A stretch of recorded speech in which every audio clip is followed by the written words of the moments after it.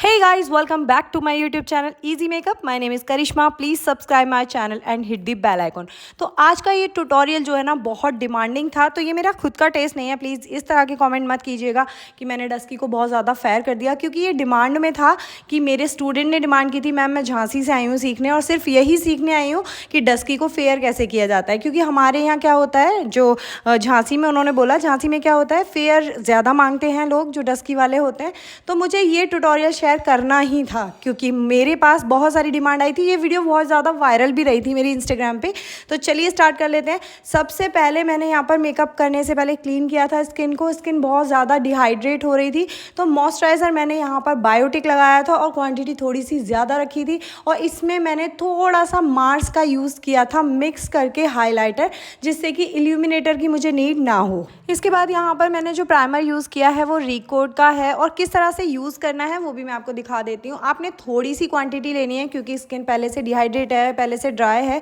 तो आपने क्या करना है, फिंगर पे लेना है और इस तरह से स्प्रेड करना है. मसाज नहीं की जाती है प्राइमर के साथ, तो आपने बहुत ध्यान रखना है. अंडर आई पर ज़रूर लगाना है प्राइमर, जिससे कि क्रीसिंग ना हो, और जहाँ से भी आपका मेकअप निकल जाता है around the mouth, nose fold, और आपने फॉरहेड पे भी इसको अच्छे से अप्लाई कर देना है. अगर आप किसी डस्की स्किन पे फेयर मेकअप करने जा रहे हो ना, तो बहुत ज़्यादा चैलेंजिंग इसलिए भी हो जाता है कि पहली चीज़ वो ग्रे नहीं पड़ना चाहिए, ऐशी नहीं लगना चाहिए, वरना वो बहुत गंदा दिखता है.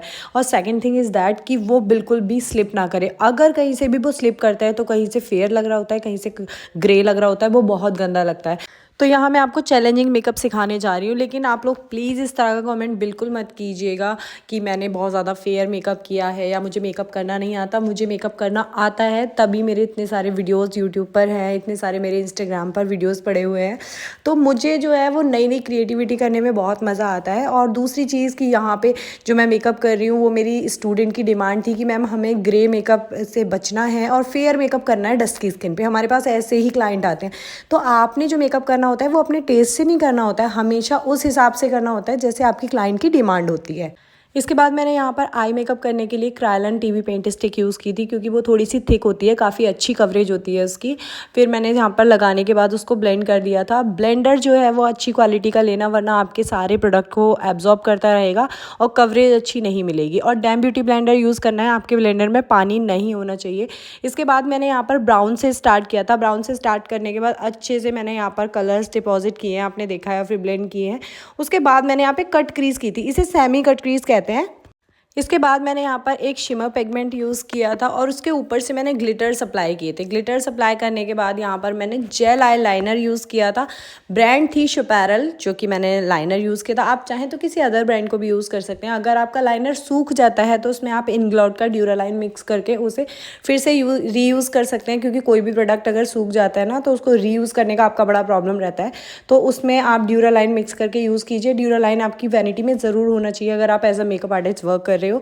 फिर मैंने यहाँ पे लाइनर करने के बाद उसको आउटर से स्मज कर दिया था. बहुत सारे लोग बोलते हैं कि मैंने पारुल गर्ग मैम से सीखा है, तो मैं उनका नाम ले लेके फेमस हो रही हूँ. किसी का नाम लेने से कोई फेमस नहीं होता है, सबसे पहली चीज़. And second thing is that कि जब तक मैं वीडियोज़ नहीं डालूंगी ना, तब तक आप लोगों को मेरी वीडियोज़ नहीं मिलेंगी और आप लोग मुझे बिल्कुल भूल जाओगे. तो उसके लिए मुझे मेहनत करनी होती है, जिसमें मुझे बहुत सारा मॉडल्स को पे करना होता है, आउटफिट का, ज्वेलरी का, बहुत सारे चार्जेस पे करने होते हैं. साथ में जो प्रोडक्ट मैं इनको लगा रही होती हूँ वो काफ़ी ज़्यादा महंगे भी आते हैं, और फिर शूट करने में 8-10 घंटे आराम से निकल जाते हैं मेकअप के बाद.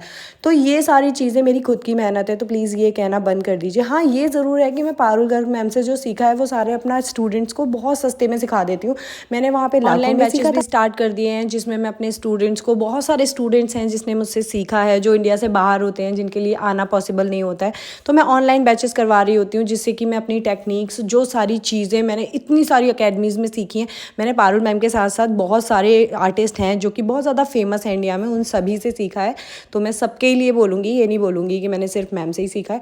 तो मैंने बहुत सारे आर्टिस्ट से सीखा है, वो सारा मैं आपको सिखा रही होती हूँ. जो चीज़ें मेरी खुद के एक्सपीरियंस से मुझे मिली हैं, बहुत सारी प्रैक्टिस से मुझे समझ आई हैं, वो चीज़ें भी मैं अपनी शेयर कर रही होती हूँ ऑनलाइन कोर्सेज़ में, ऑफलाइन कोर्सेज़ में. ऑफलाइन कोर्स की फ़ीस अभी सिर्फ 60,000 है, जिसमें मैं सारे product affordable to high end, जो कि मतलब बिल्कुल छोटे से छोटी चीज़ आपको अकेडमी से दी जा रही होती है प्रैक्टिस के लिए. अगर आप वो वैनिटी बनाने बैठोगे तो 1-1.5 लाख की तो वैनिटी बनती है. है, तो वो सारी चीज़ें मैं 60,000 में प्रोवाइड करवा रही हूँ अपने ऑफलाइन कोर्स में, जो कि 1 मंथ कोर्स है। तो आपको प्रो बना के भेजते हैं हम यहाँ से। तो अगर आप ज्वाइन करना चाहते हैं तो यहाँ स्क्रीन पर आपको एक नंबर मिल जाएगा, वहाँ पर आप व्हाट्सएप करके इंक्वायरी कर सकते हैं हमारे कोर्सेज़ के बारे में, या फिर आपको बुकिंग करवानी है, ब्राइडल मेकअप करवाना है, तो आप इस नंबर पर व्हाट्सएप कर सकते हैं। जैसा कि आपने देखा यहाँ पे सबसे पहले मैंने कलर करेक्शन किया था ऑरेंज कलर के साथ, उसके बाद मैंने न्यूट्रलाइज किया था सारे कलर को, और उसके बाद मैंने यहाँ पर एक बेस बनाया था। ये बेस मैंने कस्टमाइज़ किया था। कस्टमाइज़ करने के लिए मैंने यहाँ पर क्रायलन की टीवी पेंट स्टिक यूज़ की थी, एक कॉम्पैक्ट यूज़ किया था जो कि पेल टोन में था, क्योंकि डस्की स्किन को हमेशा पेल टोन में लेके जाते हैं, वो तभी गोरे लगते हैं। इसके बाद मैंने इसमें फॉरएवर 52 का एक फाउंडेशन मिक्स किया था, थोड़ा सा थिक कंसीलर भी यूज़ किया था मैंने इसमें मिक्स करने के लिए, और ये सारी चीज़ें मिक्स करने के बाद थोड़ा सा ज़्यादा थिक हो गया था, तो मैंने ड्यूरालाइन यूज़ किया था इंग्लॉट का, जैसा कि मैंने आपको इस वीडियो में बताया ही था पहले। तो इसकी कंसिस्टेंसी चेंज करने के लिए मैंने थोड़ा सा ड्यूरालाइन मिक्स किया, और मिक्स करने के बाद उसका रिजल्ट सच में बहुत अच्छा था। मैंने सारे में लगा लिया था फेस पे, इतना फ्लॉलेस बेस बना था और इतना स्मूथ था, आप देख सकते हैं कि बहुत अच्छे से मैंने इसको अप्लाई किया। इसकी क्वांटिटी भी मैंने बहुत ज़्यादा नहीं लगाई थी, लेकिन इसकी कवरेज बहुत अच्छी हो गई थी, क्योंकि मैंने इसमें बहुत सारी चीज़ें मिक्स की थी। और उसको लगाने के बाद मैंने इसको ब्लेंड कर दिया, ब्रश के साथ मैंने अप्लाई किया था। और ब्रश मैंने यहाँ पर यूज़ किया था प्रॉश का, और इससे मुझे बहुत हेल्प मिली थी, क्योंकि ये बहुत अच्छा ब्रश है। और अगर आप किसी और ब्रश को यूज़ करेंगे तो हो सकता है कि आपके ब्रश में जो चिपक सकता है फाउंडेशन, तो आप इस तरह से बेस बना के ये वाला ब्रश ज़रूर यूज़ करें जो प्रॉश का मैंने यूज़ किया है।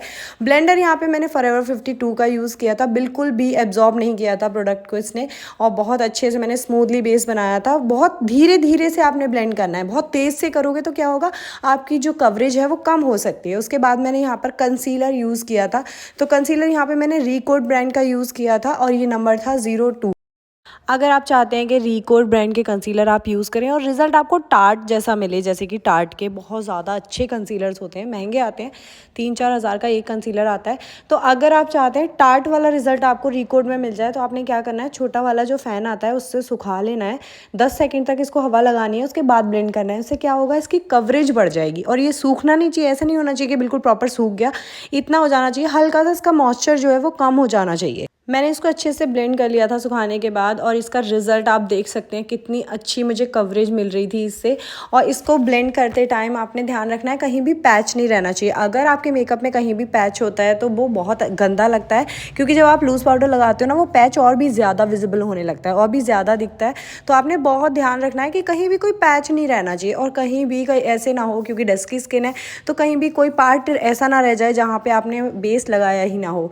तो इस चीज़ को आपने ध्यान रखना है। इसके बाद मैंने इनके जो स्ट्रक्चर था फेस का, उसके हिसाब से टिंट यूज़ किया था, जो शेप था टिंट का, और जो कलर था वो इनकी स्किन टोन के हिसाब से यूज़ किया था। आप चाहें तो ब्लश को अपने हिसाब से भी यूज़ कर सकते हैं। कुछ लोगों को बहुत ज़्यादा ब्लश लगाना पसंद होता है, लेकिन मैं हमेशा जो स्ट्रक्चर होता है फेस का, जो स्किन टोन होती है, उसके अकॉर्डिंग ही सारी चीज़ें रखती हूँ। मैं थ्योरी को लेके चलती हूँ हमेशा प्रैक्टिकल में। तो आपने ये याद रखना है कि आपने हमेशा पीछे तक रखना है अगर ब्रॉड फेस है, क्योंकि ऑलरेडी फेस जो है वो ब्रॉड है, और उसको मैं आगे तक ले जाऊंगी तो ऐसा लगेगा और ज़्यादा चौड़ा हो गया है। तो आपने इस चीज़ का बहुत ध्यान रखना है। और बाकी अगर आपको ब्लश बहुत ज़्यादा पसंद है तो आप बहुत ज़्यादा भी लगा सकते हो। तो इसके बाद मैंने यहाँ पे लूज़ पाउडर यूज़ किया था। लूज़ पाउडर यूज़ करते टाइम आपने ध्यान रखना है कि बहुत ज़्यादा कहीं ना लग जाए, उसको तभी हमने डस्ट ऑफ कर करके लगाना होता है। चाहे ये 10 बार में लगे, लेकिन बहुत ज़्यादा एक साथ ना लगे, इस चीज़ का आपने बहुत ध्यान रखना है। वरना स्ट्रोक एकदम से आप जब लगा रहे होते हो ना, एक स्ट्रोक में बहुत ज़्यादा पाउडर होता है, तो वहाँ पैच बन जाएगा, क्योंकि वो पहले से गीला है, और आपने जब वो लगाया तो वो एकदम से वहाँ पे जगह पकड़ लेगा और फिर वो हटेगा नहीं। तो आपने झाड़ के, मतलब थोड़ा सा डस्ट ऑफ कर करके तब इसको अप्लाई करना है।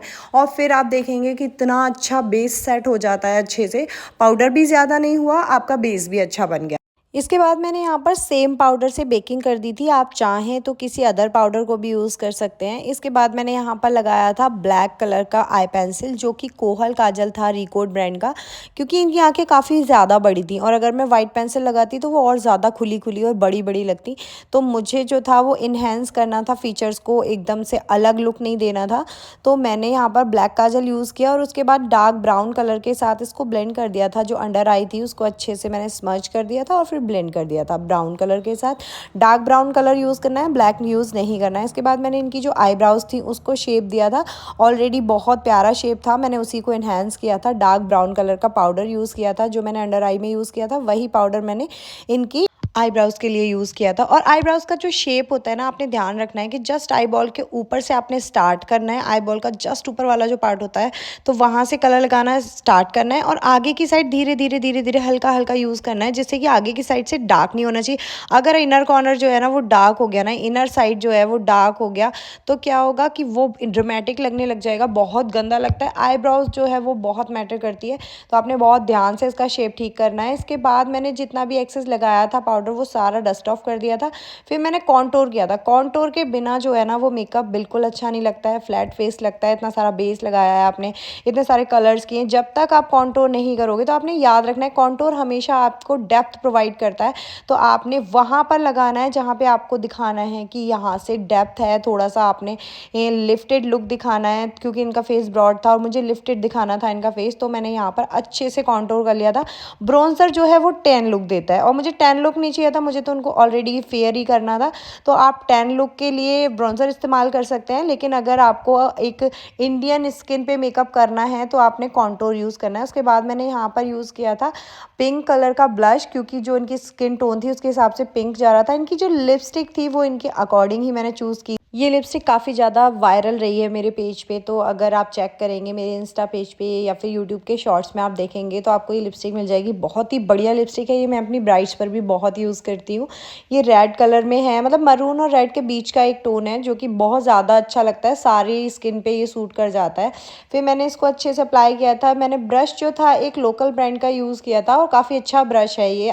आपकी लिपस्टिक ही आपको एक परफेक्ट लुक देती है, इसलिए आपने लिपस्टिक लगाते टाइम बहुत ध्यान रखना है कि उसका शेप ठीक होना चाहिए, उसका कलर जो है वो स्किन टोन के हिसाब से होना चाहिए। ऐसे नहीं कि आपने डार्क स्किन पे पिंक कलर में लगा दिया या पीच कलर में लगा दिया तो वो सूट नहीं करता है। आपने बहुत ध्यान से कलर चूज़ करने हैं।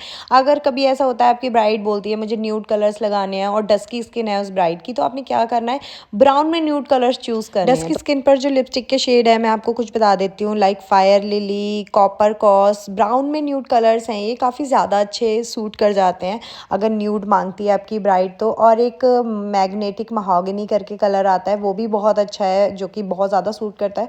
इसके साथ साथ आपने शेप पे बहुत ध्यान रखना है, शेप बहुत अच्छा होना चाहिए लिप्स का। आपने ये नहीं करना है कि किसी के छोटे लिप्स हैं तो आपने बहुत बड़े बड़े बना दिए और उसको कॉन्टोर भी नहीं किया लिप्स को, क्योंकि अगर लिप्स आपके छोटे हैं और आप बड़े कर रहे हो तो उसको पहले कॉन्टोर करना होता है। किसी के पतले और छोटे लिप्स होते हैं तो आप उसको ओम्ब्रे कर सकते हैं, लेकिन मैंने यहाँ पर ओम्ब्रे नहीं किया है। उसके बाद मैंने यहाँ पर हाइलाइटर यूज़ किया था ब्राउ बोन के लिए। तो ब्राउ बोन जब तक हाईलाइट नहीं होंगी तब तक मेकअप में एक अलग सा लुक नहीं आता है, प्यारा लगने लग जाता है, ब्राउ बोन उठी हुई दिखती हैं। और हाइलाइटर लगाने के बाद आपका जो मेकअप था वो जो मैट लग रहा था अब तक, वो एकदम से ग्लॉसी ड्यूई और बहुत प्यारा लगने लग जाता है। तो आपने हमेशा याद रखना है एक अच्छी क्वालिटी का हाइलाइटर यूज़ करना होता है। मैं जो हाइलाइटर यहाँ पर यूज़ कर रही हूँ वो मेरा फेवरेट हाइलाइटर है, जिसको मैं अपनी क्लासेस में रिवील करती हूँ, क्योंकि मेरे स्टूडेंट्स के लिए कुछ तो ऐसा स्पेशल होना चाहिए जो मैं उनको अपनी क्लास में सिखा रही हूँ। तो अगर आप मेरी क्लास ज्वाइन करना चाहते हैं तो इस नंबर पर कॉन्टैक्ट कर सकते हैं। आई होप आपको ये मेकअप बहुत अच्छा लगा होगा। अगर आपको ये मेकअप अच्छा लगता है तो प्लीज़ रेड हार्ट छोड़ के जाइएगा। बाय बाय, स्टे ट्यून्ड, मिलते हैं नेक्स्ट वीडियो में। तब तक के लिए अपना प्यार बनाए रखिएगा और चैनल को सब्सक्राइब करना बिल्कुल मत भूलिएगा।